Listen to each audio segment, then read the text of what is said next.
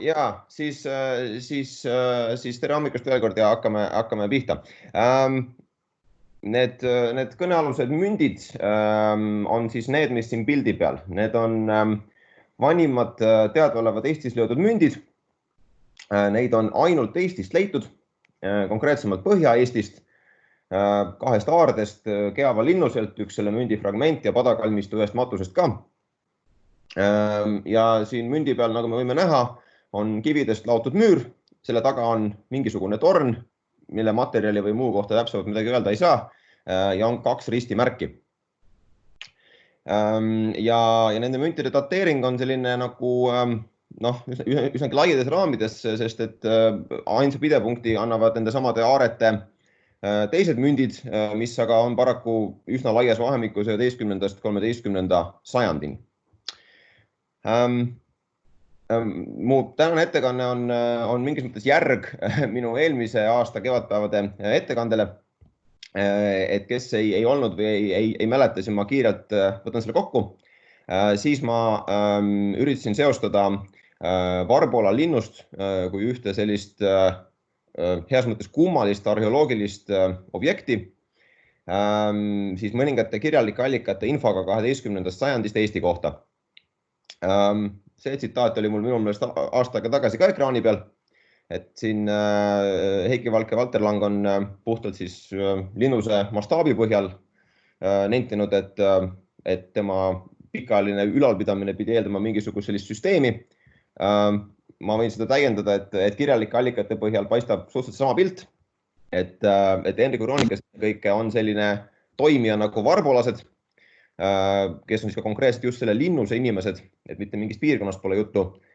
Need varbolased valitsesid territooriumit, vähemalt suur osa Harjust oli nagu nende piirid, et kui sinna tuli sõjavägi, siis varbolased saatsid saadikud ja palusid sõjaväele ära minna nende piiridest. Ja on ka viide, et nii-öelda etnilises või hõimulises mõttes varbolased olid ise harjulased. Aga mõningad muud andmed hilisemast ajast viitavad, et mingisuguses sellises majanduslik sotsiaalses mõttes ka see Põhja-Ridala või Põhja-Läänemaa võis olla Varbola tagamaa. Mis võib ka olla põhjus, miks on juttu varbolastest, ehk siis mitte näiteks harjulastest või ridalastest, ehk siis et nende see poliitiline ühik ulatus üle nii-öelda hõimupiiride. Igal juhul need varbolased olid poliitiliselt väga tegusad ja muljetavaldavad, tegid diplomaatiat kõigiga, kes need teel sattusid, Taani kuningas või paavsti legaat, vahet ei ole. Nad käsutasid vajadusel hämmastavalt suurt hulka raha, et kui neid üks hetk piirati, siis nad maksid 700 marka hõbedat, et need tüütud piirajad ära läheksid. Võrdluseks Otepää linnuses oli see nagu sarnades olukorras, see summa oli 400 marka. Ja vähemalt üks kirjeldus on ka selle kohta, et oli konkreetselt tegu varbolaste mingisuguse sõjaväega. Muidugi, kui on muud kirjeldus harjulastest, siis me ju ei tea, kes seal taga täpselt olid, aga konkreetselt varbolased sõjaväega liigutasid. Kristo Siig on arvanud, et Varbola oli niisuguse mõne ajutise poliitilise konstellatsiooni tulem, ehk siis mingisugused spetsiifilised poliitilised olud mingil hetkel tingisid ja soosisid seda, et selline keskus rajati, sest mingisse sellisesse orgaanilisse nagu kuidagi alt üles ühiskondliku arengupilti sinna ta nagu väga ei tundu sobivat. Ja siis selles osas, milline siis Varbola omal ajal välja nägi, on see ammune rekonstruktsioon sellest, et seal värava juures oli mingisugune torn või neid oli äkki isegi mitu. Ja hiljuti on Marika Mägi juhtinud tähelepanu, et tegelikult selle müüri ettekujutamine mingi sellise kivi ja puidu seguna, tegelikult sellel pole erilist alust, et pigem me võiksime seda ette kujutada umbes sellisena nagu Eketorpi linnuse rekonstruktsiooni Ölandil. Ja siis ma tegin ühe hästi koleda, aga loodetavasti natuke visualiseeriva siis ettekujutuse siia alla, et milline siis see Varbola erinevate tõlgenduste kohast võis olla. Ja siis ma nüüd mu slaid ei liikunud. Nii, kas teil liikus ka edasi slaid? Jaa. Väga tore. Ja siis ma aastaga tagasi tõmbasin selle paralleeli, et Et kui me vaatame suuremat pilti, siis kuidas ristiusk maale toodi, siis see käis põhimõtteliselt igal pool nii, et mõni võimuahne ülikusuguvõsa tahtis veel rohkem võimu, tahtis sellist tsentraalset, võiks öelda kuningavõimu saada oma suguvõsa esindajale. Ja siis toetati kristlikku missionit, rajati kirikuid ja siis taheti ühiskonnas siis nagu levitada, immutada seda ideoloogiat, mis ütleb, et põhimõtteliselt nagu taevas on üks jumal, siis maa peal peaks olema üks kuningas. Muuhulgas siis katoliku vaimulikud levitasid seda ideoloogiat, aga neist oli ka abi võimustruktuuri haldamisel. Aga otse loomulikult see tõi kaasa siis nagu ülejäänud ülikkonna, keda siis võimu juurest nagu eemale puksiti, nende vastulöögi. Enam-vähem mitte kusagil kristjaniseerumine rahumeelselt ei toimunud, olid erinevad sorti sõjad ja kui mängus oli juba ristiusk, siis see käis koos ka usust taganemisega. Ja päris mitmel pool Põhja-Ida-Euroopas esimesed katsed kristlikku võimu või kristlikus ideoloogias toetatud võimu kehtestada kukkusid ka läbi. Ja nüüd, kui me vaatame mõningaid infokilde, mis meil on aastakümneid enne, kui Henrik hakkas kirjutama, siis need on minu meelest väga huvitavad, et kõige kõnekam on see Gesta et Miraculi Beati Olavi ehk siis õndsa Olavi teod ja imeteod, mis siis on jutustus erinevatest püha Olavi imetegudest. Üks neist imetegudest leidnuvad aset Eestis, kus keegi mees oli surmahaige, siis astus ristiusku, palvetas püha Olavi poole ja sai muidugi imekombel terveks. Et see selleks. Meid huvitab rohkem see miljöö, mille taustal see toimus. Et sel ajal Eestis olevat olnud nimelt nii, et keegi princeps, ja princeps üsna üheselt oluliselt ladina keeles tähendab valitsejat vürsti, ise ajas püha asja, ehk siis ristiusu asja, kord ähvardades, kord keelitades. Ja kirjast tuleb välja, et oli mitmeid konflikte juba olnud kristlaste ja paganate vahel Eestis. Ja siis see sama mees, siis tegelikult, kes hiljem siis imekombel tervenes, tema oli mingis mõttes mässaja ja oli Kristusele vastu ja nähtavasti ka sellele printsepsile vastu. Ja siis sellega klapivad ka tegelikult teised kirjeldused, et kui määrati ametisse tuntud ajalooline figuur eestlaste piiskop Fulko, siis tegelikult tema missiooniks lisaks missionile oli ka juba usust taganenud tagasi usu juurde tuua. Seega kuskil 1960-ndatel oli olukord Eestis juba selline. Ja sellega klapib kokku ka siis paavst Aleksander III kiri siis Skandinaavia kõikvõimalikele pealikutele, kus ta kutsus neid üles tulema Eestisse paganatega võitlema. Ja seda on tõlgendatud mingisuguse vallutusüleskutsena, aga seda kirja lugedes on ilmne, et see nii ei ole, vaid paavsti hoopis häirib ja teeb murelikuks see, et paganad Eestis tõusevad üles ja mässavad. Ja seda ladina verbi insurgere kuidagi teisiti tõlgendada ei saa, mässavad kristlaste vastu. Ehk siis Eestis oli mingisuguste kristlaste võim mingisuguste paganate üle, vähemalt mingis Eesti piirkonnas mingil perioodil. Ja see klapib hästi kokku Fulkoga ja ka selle jutuga sellest kristlikust printsepsist, kes ka vahepeal ähvardades siis üritas ristiusku läbi suruda. Ja ma siis panin tükid kokku ja eelmine aasta siis pakkusin välja, et äkki seda anomaalset varbolat võiks mõtestada nii, et siis sellise üliku suguvõsa projekt, kes siis tahtsid ka kasutada sellist võimustrateegiat, nagu oli selleks ajaks igal pool mujal Põhja- ja Ida-Euroopas tegelikult juba sajandeid levinud, tõid mingiks perioodiks maale ristiusku missionäre, sealhulgas selle piiskop Fulko, selle suguvõsa esindajaks või tollaseks liidriks võiks pidada seda mainitud printsepsit ja loomulikult toimus siis ka laiema eliidi vastuhakk. Erinevad need kirjeldused viitavad täpselt millelegi sellisele ja ilmselgelt see projekt võis põhimõtteliselt kesta isegi aastakümneid, aga igal juhul selleks, kui Henrik kirjutama hakkas, on ju ilmselge, et Eestis ühtegi kristlikku kuningriiki ei asunud, vähemasti enam. Tulles siis nüüd tänase teema juurde, et kuidas need mündid asjasse puutuvad. Võib-olla ei puutugi, aga võib-olla puutuvad.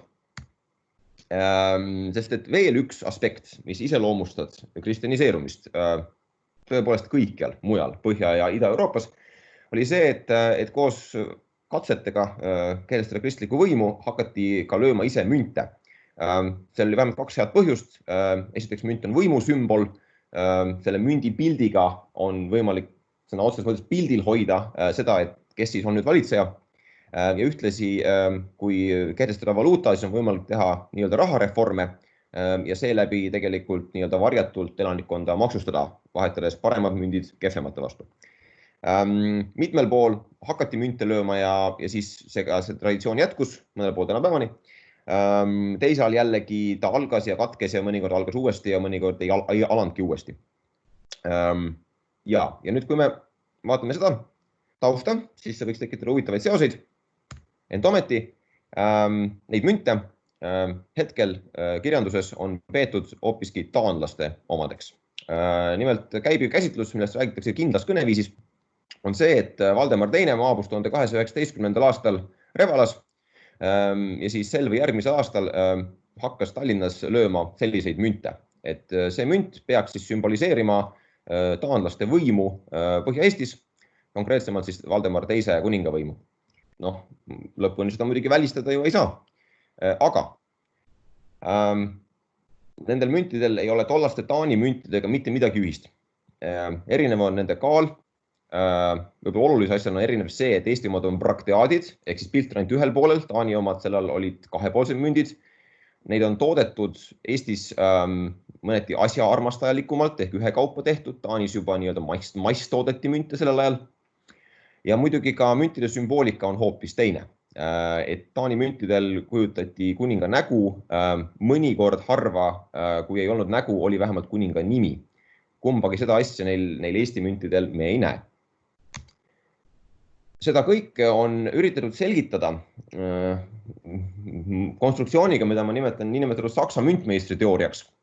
Ehk siis, kuna mõnede 13. sajandi alguses Saksamaa linnade müntidel oli ka, mitte küll täpselt selliseid, aga põhimõtteliselt selliseid elemente, siis on oletus, et Valdemaril oli kaasas keegi sakslasest müntmeister, mis tõttu need taanlaste mündid siin Eestimaal said sellised.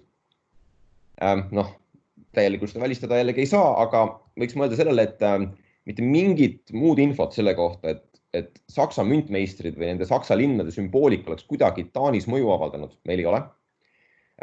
Vastupidi, meil on tegelikult teada, kes oli Valdemar II müntmeister sel ajal ja veel 1230. aastateni välja. See oli inglane Nicholas, võib öelda, et rahvusvaheline tippspetsialist, kes siis hiljem liikus oma karjääriteekonnal edasi Inglise kuninga Henry III teenistusse. Taani mündindus ainsa maana Läänemere ääres oli selleks ajaks juba pikkade traditsioonidega ja väga hästi organiseeritud ja tsentraliseeritud. Seega ettekujutus, et kuskilt leiti mingisugune Saksa müntmeister, kes siis olulisel määral mõjutas seda, milliseid münte taanlased lõid, minu meelest ei sobi sellele taustale üldse. Ja igal juhul on minu meelest tõsine küsimus, et kas see, mis on mündi peal on kujutatud, kas see sõltub siis sellest, et kes see tehniline spetsialist on, kes neid münte vermib, või äkki see ikka sõltub selle valitseja tahtest ja tema kommunikatsioonistrateegiast. Järgmise kahtluste kihi tekitab see, kui me vaatame sellesama Estritsenide kuningasoo, mille esindajaga oli Valdemar II mündi ajalugu, seda sama 150 aasta traditsiooni. Nagu öeldud, nad lasid lüüa oma nägusid müntide peale ja eriti juhiks tähelepanu siin allreas Valdemar I, Knut VI, Valdemar II, isa ja 2 poega. Ka see, kuidas ta nägu kujutati, oli juba selleks ajaks 2 inimpõlve suhteliselt standardne. Eriti Knut ja Valdemar näevad suhteliselt kaksikud siin välja. Jällegi lõpuni ei saa välistada muidugi, et Valdemar II otsustas 1219. aastal jätta selle kõik selja taha, teha imagoloogiline kannapööre ja hakata välja andma hoopis täiesti teistsuguseid münte. Miks ma sellest küll ei usu?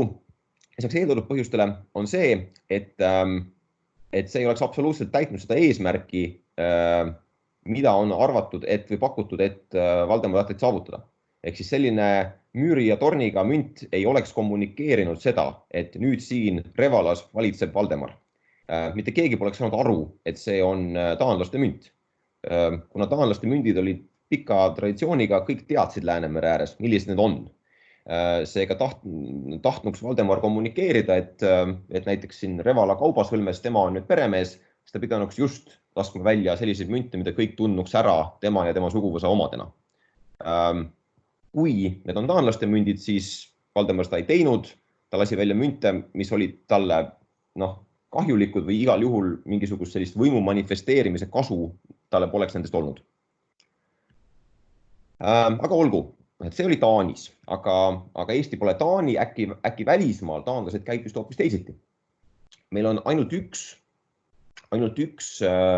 olukord teada, kus väljaspool Taanit taanlaste võimu tähisena münte löödi ja see oli Lübeck, mis oli tollal taanlaste võimu all. Ja Lübeckis siis neid mündikujundusi oli erinevaid ja nende ühisosa tundub olevat see, et seal on markeeritud turuplatsi või linnaväravat, et mida see kaar või ring ja selle sees see rist nagu täpselt tähendab, siin eri uurijad tõlgendavad erinevalt, aga igal juhul see seostub kaubasõlmega, linnaga ja siis selle kohal on valitseja nägu. See on üsnagi loogiline, kui on tegu Valdemari võimualuse Lübeckiga. Aga kui siis need Eesti mündid tähistasid Valdemari võimualust Tallinna kaubasõlme, siis siin jällegi oli kõik hoopis teisiti. Et siin meil on suletud müür, mis ei viita kaubasõlmele ja siin on torn ja siin ei ole valitseja nägu. Ehk siis see võis ka tekitada kahtlust, et kas neid münte ikka taanlased lõid. Ja siis me võime muidugi mõelda, et aga see kõik ei loe, sest et siin käis ju ristisõda. Siin olid kristlased paganate vastu, siin oli hoopis teine mäng. Aga siis me peame nentima, et kusagil mujal taanlased teadaolevalt oma ristiretkedel münte lööma ei hakanud. Võib-olla ka selles aspektis kõigele muule oli see Eesti lugu 2019 täielik erand, lõpuni seda välistada ei saa, aga ka see kontekst, Taani ristiretkede kontekst võiks tekitada kahtlust, et kas need mündid ikka olid taanlaste omad. Ja võib-olla isegi kõige suuremat kahtlust minu jaoks vähemalt tekitab see, et kui see olnuks taanlaste münt, siis see linnus seal pildi peal pidanuks ju siis olema see taanlaste linnus seal Toompeal, see nende väidetava võimu keskus. Ainus infokild, mis meil üldse on selle kohta, mis materjalis see taanlaste linnus oli tehtud, on see Henriku kirjeldus, see alumine siin Tallinna piiramisest 21. aastal, kus siis saarlased süütasid palju tulesid, lootes taanlasi sel viisil ära võtta. See ladina verb capere tähendab sellist vahetut otsest füüsilist hõivamist, et mitte näiteks alistuma sundimist või mingisuguse sellise soodsa kokkuleppe sõlmimist, aga ei ikkagi vahetut nagu füüsilist äravõtmist. Seega strateegiaks oli siis tule abil tungida linnusse sisse. Kirjeldus on põhimõtteliselt identne sellega, kui Henrik kirjeldab Lõhavere linnuse ründamist. Siis ka mindi tulega valli vastu ja oli oht, et selle linnus võetakse ära. Lõhavere puhul me teame hästi, et tegu oli puust linnusega. Seega mulle tundub, et me võiksime siit järeldada, et ka see taanlaste linnus oli vähemalt tema müür oli süüdatav. Seega selline müür, nagu on selle mündi pildi peal, see ei saanud olla. Kõik kokku ma isegi julgeksin nüüd kindlas kõneviisis nentida, et neid münte ei löönud taanlased, sest need vastuargumendid, neid on päris palju ja nad on minu meelest päris kaalukad. Ma ei hakka neid kõiki uuesti ette lugema, aga igal juhul pannes nad kõik kokku, on minu meelest väga raske, et mitte öelda võimatu kuidagi realistlikult ette kujutada, et miks ja kuidas siis taanlased neid münte pidanuks Revalas lööma. Ja tegelikult tänase uurimisseisu juures, loomulikult arheoloogilised uuringud võivad meile paljastada uut infot, meil on ju Põhja-Eestis veel terve hulk linnuseid korralikult uurimata, aga tänase uurimisseisu juures nende müntide levikuala ainus linnus tegelikult, mille müürid olid kivist, ehk siis vastavalt sellele mündipildile oli seesama Varbola. Vaadates natuke teises mõttes laiemat konteksti, 12. sajandi esimene pool ja keskpaik oli selline aeg, kui Läänemere ääres oma rahaga turule tulek oli nii-öelda moes. Seda tehti põhimõtteliselt kõikjal. All vasakus nurgas on meil siis Vendimaa, kus meil on Ljubice, ehk vana Lübeck, kus meil on Rügen, kus meil on Pommer. siis nii svealased kui jötalased hakkasid oma münte lööma, ka Gotlandil hakati seda tegema, ka Novgorodis hakati esimest korda oma raha välja andma ja isegi ju Taugmaales, väina ääres hakati münte valmistama mingil määral.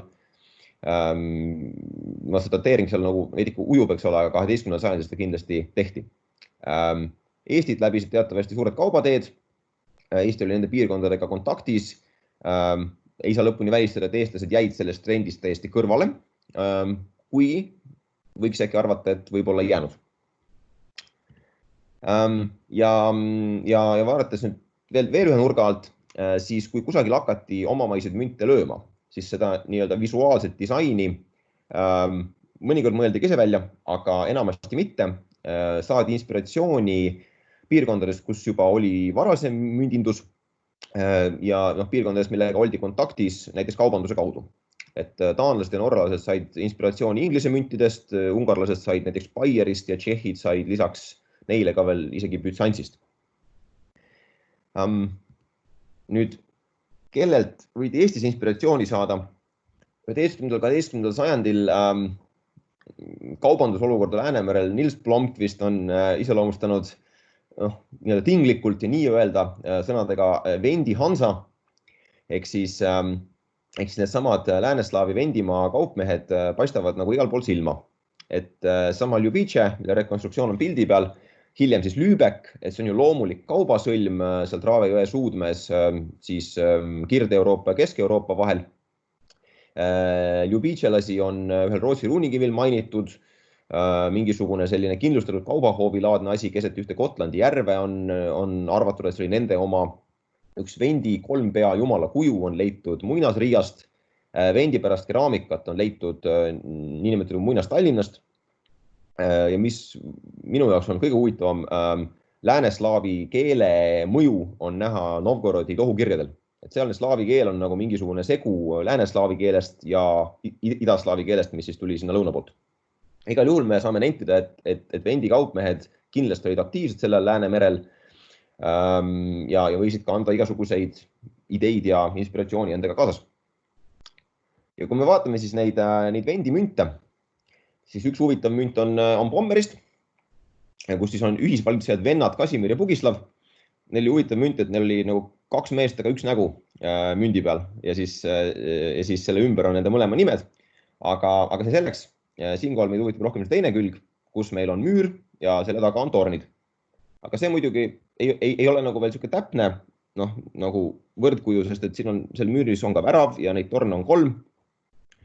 Aga veel huvitavam näide on sealt samast Ljubicest 12. sajandi algusest, kus küll mitte väga ilusaid münte lasi lüüa sealne printsepps Henrik Nakonid ja neid münte on tõlgendatud nii, et siin on tegu müüriga, mille tagant paistab torn. Et küll väga stiliseeritud, aga minu meelest täiesti adekvaatne tõlgendus.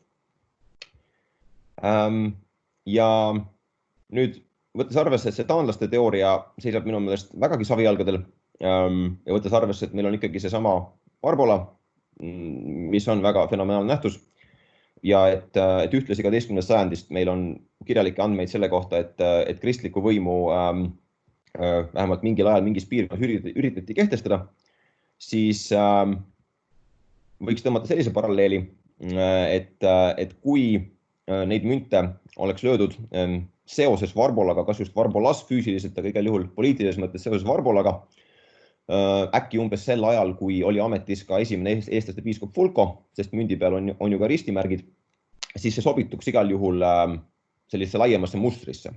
Et see sobituks nende kirjalike märkidega selle kohta, et Eestis oli mõnda aega kristlaste võim mingis piirkonnas. Varbola sobib väga hästi sellise uutmoodi võimu kantsiks. Nende müntide eeskujud Ljubicest, see sobib väga hästi sellesse, kuidas saadi omamaise mündinduse eeskuju mujal ja see, et 12. sajandil hakati münte lööma, see sobib ka väga hästi Läänemere maade konteksti sel ajal laiemalt. Ja nüüd kuna seda taanlaste teooriat, nagu öeldud, seda juba käsitletakse kindlas kõneviisis tekstides, kuigi minu meelest selle argumentatsioon on üsnagi nõrk, siis ma võtaksin nüüd siin ka lõpetuseks selle vabaduse ja ka kindlas kõneviisis nendiksin, et minu meelest kõige põhjendatum on näha neid münte eestlaste müntidena ja need asetuvad poliitiliselt samasse konteksti, kus meil on jäljed kristlusest, kristlikust võimust Eestis 12. sajandil, Barbola linnus ja mingis mõttes siis piiskop Fulko, need ristimärgid, see linnuse pilt ja Barbola moodustavad nagu mingisuguse terviku, et me võiksime neid münte käsitleda eestlaste esimese oma rahana. Aitäh!